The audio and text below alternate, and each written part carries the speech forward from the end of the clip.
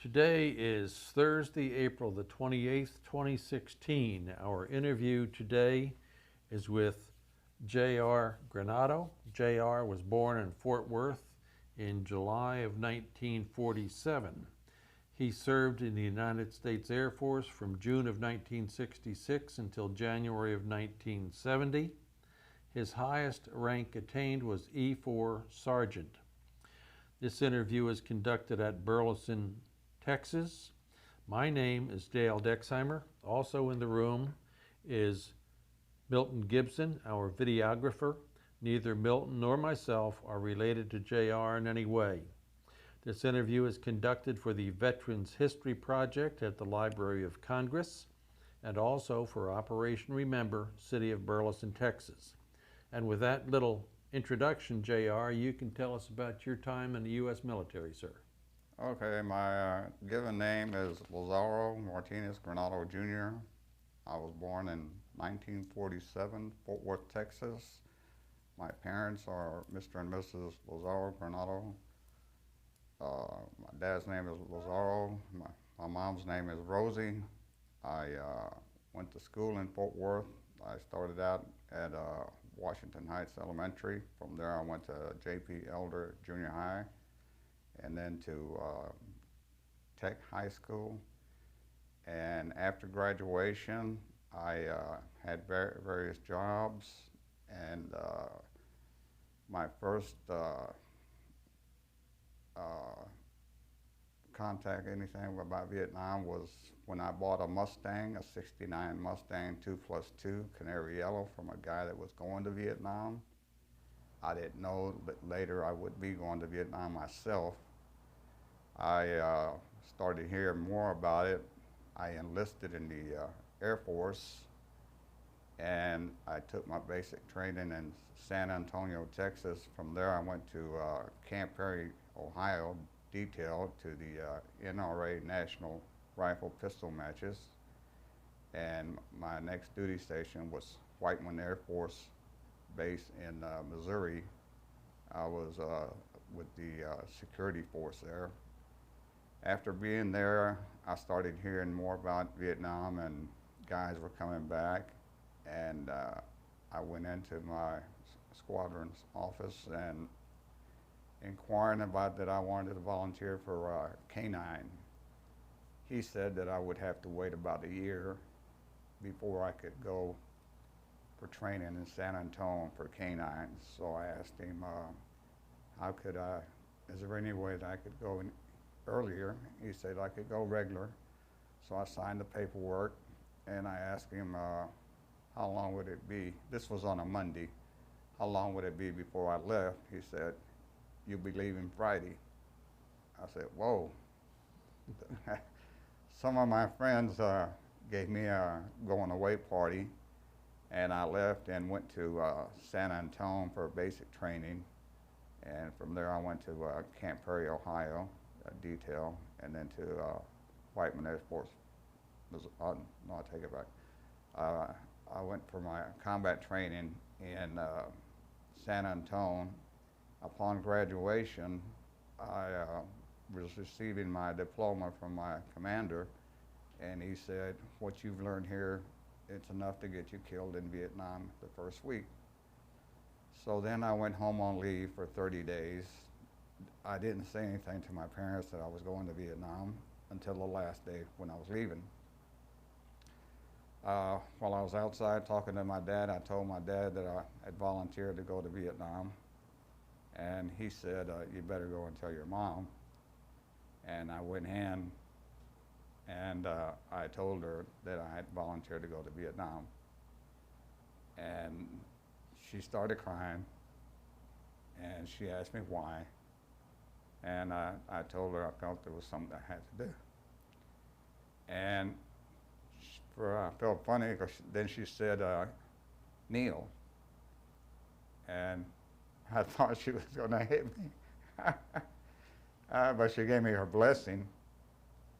And we got in the car and left. And we went to the airport. I got on the plane. I looked at the window and I saw. I landed at Cam Ranh Bay, from there I went to Tuiwa. Upon landing on Tuiwa, they were taking incoming, so I was told to head for the nearest bunker, and I collided with a guy that was heading with the bunker with me at the same time. And when I looked up, it was a guy who was stationed at Whiteman Air Force Base with me. He looked up, I saw him, I can't remember his name right now, but I saw his face, and he said, "What are you doing here?" I said, "The same thing you are." He was a short timer, and he was about ready to leave, and I never saw him again. And after that, I got my stuff squared away and had some more training, and they asked me if I wanted to be on the day shift or the night shift. So I requested to be on the night shift. While at Tuiwa, that was considered a Tiger Flight, the 31st Tiger Flight Unit.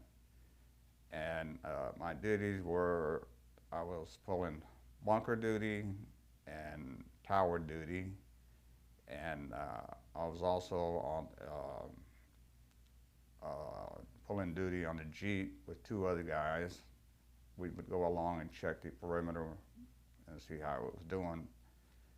I managed to pick up the Vietnamese language pretty easy, so a lot of times they would pick me up and drop off the lowest ranking guy and replace him in the bunker and put me with him, because at that time I spoke Vietnamese real good.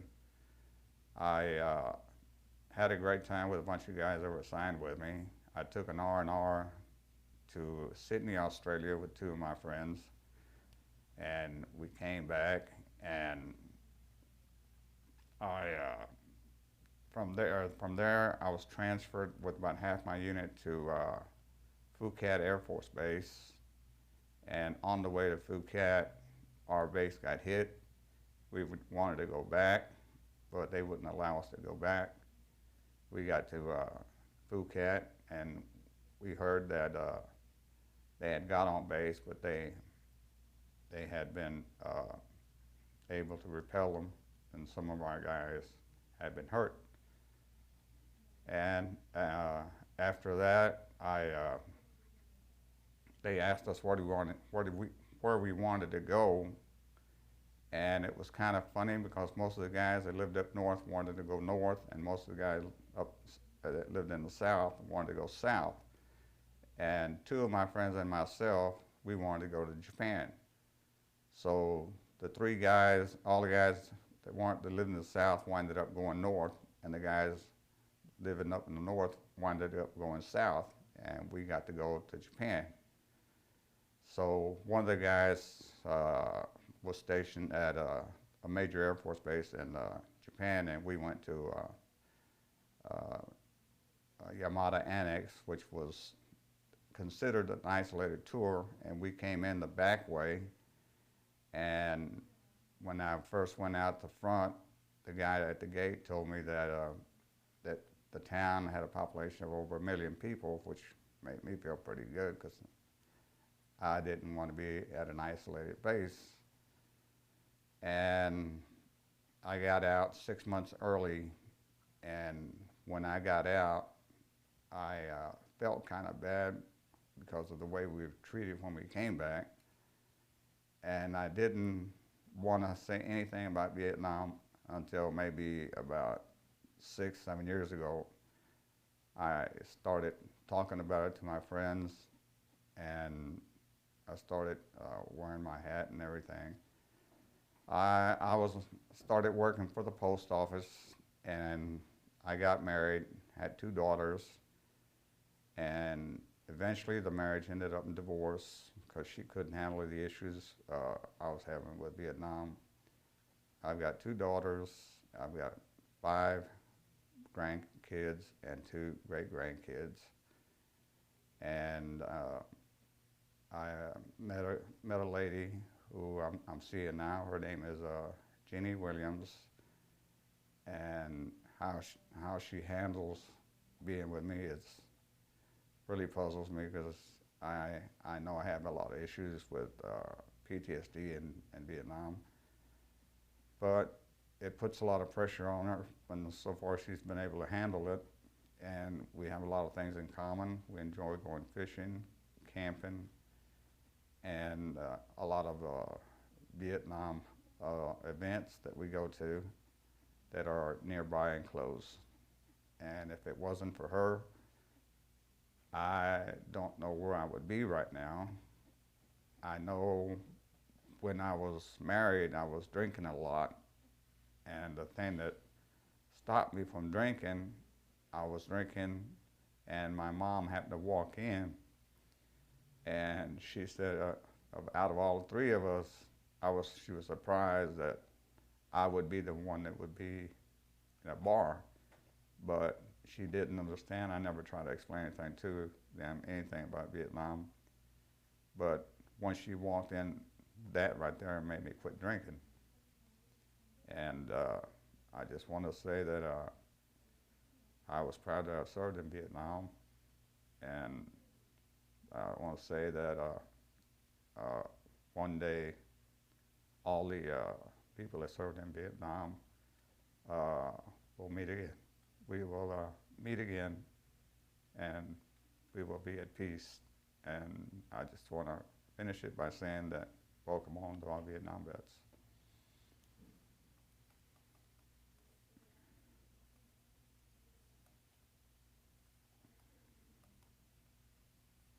Okay.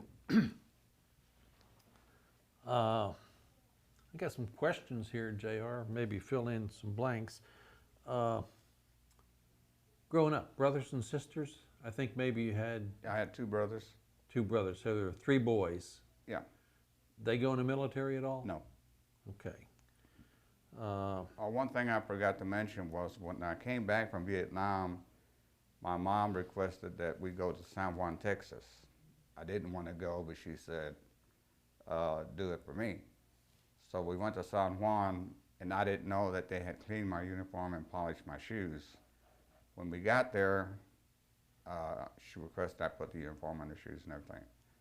We got to the front of the church, and we knelt down and on our knees, went inside the church all the way to the altar. She lit a candle, said a prayer, and we got up and walked out. And that was the reason why we went to San Juan, Texas. Is there a particular Catholic church in San Juan? San Juan, Texas, this church is, for some reason, is a church that mothers and fathers make requests, especially for if they have family in the military. Military? Okay. Yeah. I've been through San Juan, but I never knew that there was a particular church there. And they still have it there, and they still do it, you know. And it surprised me because I had never heard of the church. And since she made a promise, I decided to go and fulfill the promise. You went down, you enlisted, they sent you off to Lackland. What did you think about Lackland? Was it pretty easy for you, JR? It was hard to get used to because we had rules to follow and things we had to do.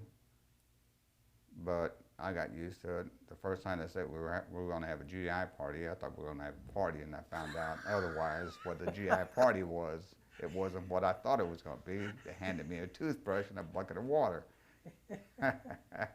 You got to GI the shower and all that? Yeah. The commodes and the urinals? Yeah. That was funny. What do you think about the chow at Lackland? I never really got a chance to really eat because for some reason I was always at the tail end. And once I got inside and sat down, most of the guys had already finished eating, and my sergeant came up and said, grab what you can because we're out of here. But the food was good for what I did eat, you know. How long were you at Lackland? You remember? For basic, I was there about 4 weeks, maybe 4 or 5 weeks. It was a pretty short basic. Yeah. They were running a lot of guys through because of Vietnam, I suppose. Yeah, that was the reason. It was such a short period of time. You mentioned, and I'm maybe I don't have the sequence quite right. But you went to the National Rifle Association. You went to a competition. I went to a competition, not as a participant, but we Okay. went there as a detail. Okay. Yeah. Was that something you requested? No, that was something that was, we were ordered to Okay. go. And I really enjoyed it because I had never been out of Texas, and I was lucky to go to the NRA Rifle and Pistol Championships And that was where at? in Ohio, In Ohio. Camp Perry, Ohio. Did you fly? Yes. Was that the first time you had flown? Yeah. What did you think about that? Flying? Well, I mean, you're a good old boy from the north side of Fort Worth, I suspect. yeah. Well, my first time is when I went to Lackland Air Force Base. Oh, they flew you down there? Yeah. From Fort Worth? Yeah. And I was nervous, but after that, I got used to it. It didn't bother me at all. Okay. From basic at Lackland, you went to Whiteman in Missouri, is that right? From basic, I went to Camp Perry, Ohio. Okay. And then after that is when I went to Whiteman Air Force Base in Missouri. Okay. Camp Perry is that where you went to security school? No, it was on-the-job training at Whiteman Air Force Base. On the job training for Security. security. Right. Okay. Is when you say security, that's APs, air police? Well, they have base police, and then they have security, and that was a missile base, and I was assigned to the security part. Okay. But they did send you to classes Yes. also on whatever you do as a security guy. Right. Did that include firing weapons? Firing the 38 and the carbine. Okay. Yeah. Include any hand-to-hand combat, anything like that? A little bit. I got a lot of that when I was going to combat training in San Antonio before I went to Vietnam. Okay. Yeah. When you went over to Whiteman, what did you do there? We went out as a team and stayed out for 7 days, and then came back, and we were off for 3 days. We stayed at a facility monitoring 10 missile sites for security Okay. purposes. And that was the real thing? Yeah. That wasn't training, you were... No, that Okay. was for real. Somewhere in there you talked about K9. Yes, Did- while I was stationed at Whiteman, I wanted to go K9, and they told me that was in San Antonio, but the waiting list was so long that I would probably have to wait about a year. And I didn't want to wait a year. I wanted to go as soon as I could, so they asked me I could go regular, which Why'd you want to go K9? I like dogs, and I've always loved I always wanted to be a canine handler. Did you have dogs growing up as a kid? Yeah, I had quite a Okay. few dogs. Got a dog today? Yeah, I got a Yorkie. Well, Okay. it's my dog only when it's time to get the shots or the nails trimmed. Okay. I took it to my parents, and she stays over there. Okay. Yeah. When you got to Nam, at a point in time they gave you a choice of day shift or night shift, and you chose night shift. Yeah. Isn't that the more dangerous time? That is the most dangerous time to be on that particular And shift. you knew that at the time? I knew that. How old were you? I was, let's see, I think I was 20. 20 and bulletproof. Nothing gonna happen to you. Just go out there in the middle of the night and let people shoot at you. Yeah. Yeah, okay. You talked about on the night shift, you worked bunkers, a tower, and you also rode in a Jeep. So if you were on this bunker duty, what What did that entail? Well, a lot of the bunkers had M60s, and sometimes you pulled a bunker by yourself, and sometimes you pulled a bunker with somebody else that was in there. And I carried a 38 and plus an M16. When you were in the bunker, did you ever have an occasion to fire that M60? Yes, I did. And the bunkers were, to me now, were close, but they weren't really close. So when we fired it, we didn't know who was the one that shot somebody because they were at different. But you were talking 200, 300 yards, or? Probably less than 75 yards, something like that. Wow. But at Okay. night you couldn't tell. You know, you could put your hand in front of your face and that's how far you could see. So did you have some special optics? You have a heat sensor or something on its M60 that? We had what do they call it, a starlight scope that we could put it on the M16. It was good, but it was heavy. But at least it let you know that there was some bad guys out there. And There were a lot of times when the communication wasn't that good because there were a number of times when I used the starlight scope and I could see people coming towards me and I was calling in and I didn't get the response as fast as I wanted to. So a lot of times I was ready to shoot my M60 when it turned out to be South Koreans. wow. Okay, so when you saw these images in your starlight scope, you didn't know if they were good guys or bad guys. It was hard to tell. All I knew that was they were coming toward me and they didn't know the password. So I call and I was at the verge of almost pulling the trigger when they finally came back and said they were friendly. So before you fired, you needed permission from higher command. You had to request permission to fire unless you were in a free fire zone. Otherwise, you had to request permission. Because one of the guys that was there right before I got there, they had put one of the guys in a tower. He was new on the tower, hadn't been here in country maybe 2 weeks. And he made the mistake of not contacting that tower that he was going to the barbed wire. Well, the guy didn't know. The guy killed him. Friendly fire. Friendly fire. And well, he killed my friend and friendly fire, and naturally he went berserk. He went back to the States. I never heard anything else about it. Okay, that's in the bunker. In the tower, you did basically the same thing, but you were elevated. Is Right. that? Right. I guess that tower was sandbagged. Sometimes it didn't. Yeah. You take fire from North Vietnamese or whoever I took fire, you know, and it was funny because sometimes when I was under fire, somebody at the control center could say, well, take a look, see what's going on.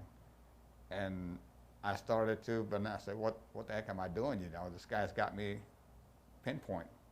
As soon as I show myself, he's going to hit me. So I just waited it out. Wow. So you get somebody shooting at you, Yeah, and you can't shoot back at him until somebody says it's okay. right. What do you think about that whole situation? Was that fair? Did you think, you know? No, that was hard for me to comprehend, you know, and like I said, you know, you had to request, if you were in a free fire zone, it was okay. But if you weren't in a free fire zone and something was happening, you had to call in and request permission to fire, or what was the situation out there. And a lot of times with communications, it took sometimes time before they got back to you.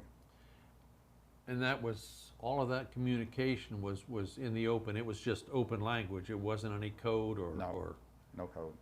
So if the other guy, if he obviously had a radio, he could get your frequency and he could hear the same thing you were talking about. Yeah. And it was funny that sometimes when we did get hit, some of the people I was surprised were people that were working on our base, our pop sons. You, what, did you work, well, obviously you worked with South Vietnamese troops because you said you knew the language pretty good. Yeah, I picked up the language real easy, just like I picked up Japanese when I was in Japan, real easy. Oh, wow, you know a And lot of languages. yes, well, it was easy for me to pick up, but once I got back, it was, I didn't practice the language, so a lot of it I forgot. What do you think about the South Vietnamese soldiers? Were they reliable? Not really, because most of the time, anything happened, they always had an American unit ready to go in and finish the job, because they would be coming our way instead of being where they were supposed to be. Some units were good, but the majority of them, you always had to have a backup, an American unit to back them up. You ever work with Montagnards or any of those people? No. The little people? No. No. Okay. You went to Sydney, Australia on R&R. Oh. They fly you down there? They flew us down there, and when we got in, I'll never understand why, but they requested we take all our boots off, and that we would get our boots once we got back. So what'd you wear? We went with just the socks. All the time that you were on, how long were you on R&R? Well, like I said, when we came in, they took our boots, and we got on a bus, and we just had our socks on. And we went to a hotel where we rented our clothes, shoes, shirts, whatever we wanted. Wow. So you go down there in dress army green. Yeah. You get off the plane, they take your boots, Yeah. they take you into town, and you rent civvies Right. for a week. For a week. You come back, turn the civvies on, put on your army green, and then they give you your boots back, and you fly back to Nam. Yeah. But it's funny, my two buddies, when we were there on R&R, we went out and drank and all this stuff, and they thought it was funny. We're here in Australia and away from Vietnam, and they said the first girl you go out with is a Vietnamese girl. She was French Vietnamese. Okay, let's see here. You did, how much time you do in Nam? A full year? Full year. Okay, and then you went up to Japan.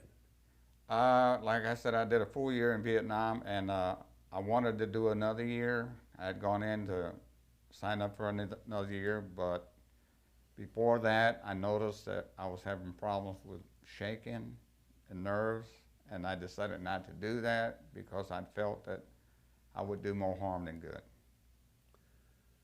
Do you ever go to the doc about that disorder, that being nervous and what have you, while you were there? Oh, there? Yeah. In Vietnam? Yeah. No. I didn't want them to know that I was having this problem. So there's no documentation for you to go back to the VA or whatever? Well, I'm classified PTSD. Yeah. Yeah. But as far as going to the doctor. But you had to work to get that classification. It's Right. not as though they could look in your jacket and see that you had this problem in Right. Vietnam. Right. Okay. When you got back, you said something about the way you were treated. Where'd you come back to? You come back to Travis in California, or? Right. Okay. Yeah. And they were telling us, to take our uniforms off and all this stuff, and there were people out there shouting different things, and This would have been 69 or 70? I think this was in 70. Okay. Yeah. And I didn't take mine off, and I landed in Dallas, and I went downtown Fort Worth. I had my uniform on, and I had somebody come up to me and said, "Were you in Vietnam?" I said, "Yeah," and he spit on me, and that made me feel worse. So once I got home, I took my uniform off, and nothing. I never say anything about Vietnam or anything. But for some strange reason, I changed that. I started feeling proud that I was a Vietnam vet. I started wearing my T-shirts, my hats, and now I see a lot of veterans do that. And it seems like when we see one, any veteran, World War II vets, you know, or I've got a friend of mine in class that I go to on Tuesdays. He's World War II, Korea, and Vietnam, and he's a Navy SEAL. And we all wear our hats. It's not a place I don't go to that I see one. And it doesn't matter that they're white, black, Hispanic, Indian, we're brothers. And it seems like we've known each other, even though we don't know each other, it seems like we've known each other. We have a connection. Got that common bond. Yeah. Yeah. It just, you know, you come back to San Francisco, you fly into Dallas, and of all places in Fort Worth, somebody spit on you. That's, with me, that sticks with me because Fort Worth would be one of the places I would think where you would be more accepted as being a vet. I felt the same way, but when that happened, you know, I was surprised that. You know, people ask us why we have a Vietnam Veterans Day. Yeah. Why don't Korean War vets, et cetera, have their day? Yeah. Because folks that came back from Vietnam are the only ones who were ever spit on. Right. Yeah. Anyway, issues, and you just mentioned you go to class. You go to PT. It's considered a PTSD class. It started. It's been going on for a while. You go once a week? I go once a week for an hour, and they have an instructor that comes in from Arlington, the vet center, and most of the guys are World War II, Korea, and a couple of Vietnam. And as a matter of fact, we had one Vietnam vet that just passed away last Sunday, and I didn't know about it because if I know of any of them passing, I usually go to their funeral. You go to AA meetings also? No, I don't drink anymore after my mom walked in that bar. Okay. Yeah. I know some guys in town that go to PTSD and they go to AA also. And they don't drink anymore, but yeah. They. Well, like I said, this class has really helped me out a lot, and I've told them several times. You know, it's the class is good because for 1 hour I'm not watching my back because all of us are watching our backs. But like I told the instructor, for 1 hour out of a week, and then I'm back to my same situation. Let me ask you a different question here, JR. You did a lot of security work. You had some security training in the military. Right. When you got out, what'd you do for a living? I went from job to job, and I wanted to apply for the Fort Worth PD. That was what I was asking, really. Yeah. And once they found out I had PTSD or nerves and all this stuff, they said I probably couldn't get the job. So I had a cousin of mine who worked for the post office. He said, well, try for the post office. And then I tried, I made the application, and I got accepted, and I worked for the post office.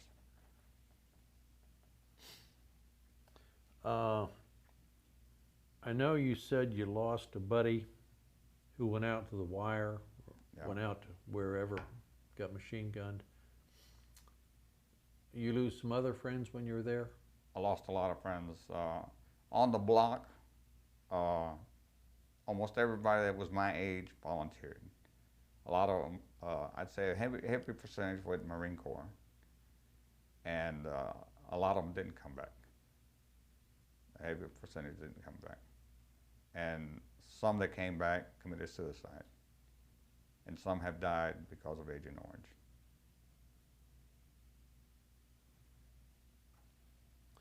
Well, sir, thank you for your service. Okay.